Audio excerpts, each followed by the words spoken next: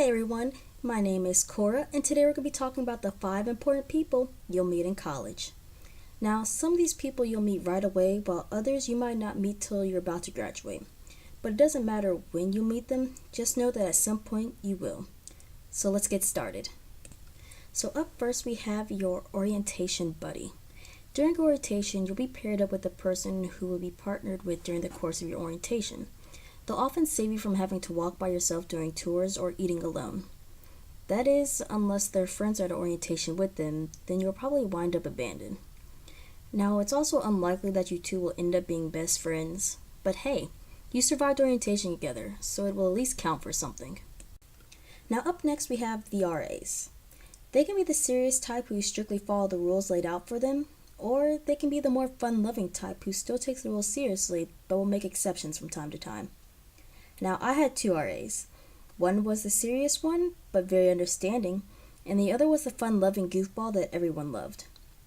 The rules of the RAs are simple.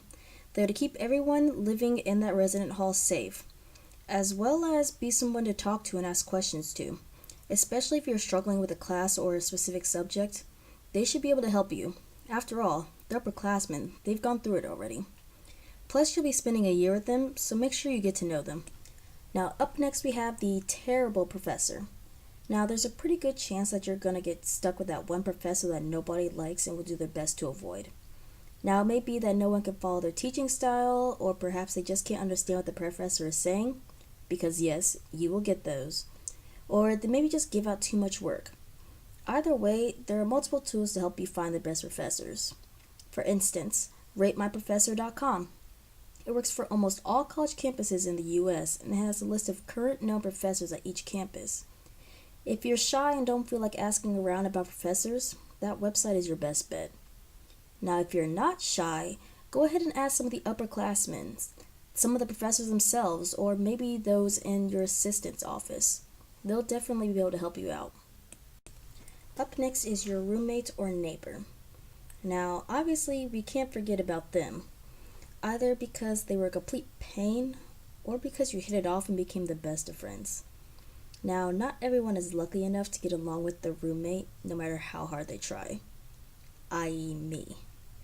But sometimes you get put with a person who just fits your lifestyle and you get along great, while others just keep getting in your way and on your last nerve.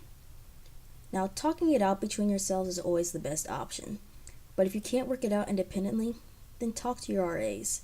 It's also part of their job to deal with situations like this. And remember, if you can't live with them, you can always try and find another room to move into. And last but not least, your mentor. Somewhere along the way, you'll meet that someone who will change your life for the better. This person could be a professor, a TA, or someone you met and gave you some great advice. Whatever the case, that person had an impact on you and who you'll become someday. Now, your mentor doesn't have to stay present in your life forever, but they'll leave that everlasting impression on you that you'll draw from in times of need. Well, that's it for this video. Don't forget to hit that like button and be sure to subscribe for more content. Also, be sure to check out my last video and I'll see you next week. Bye!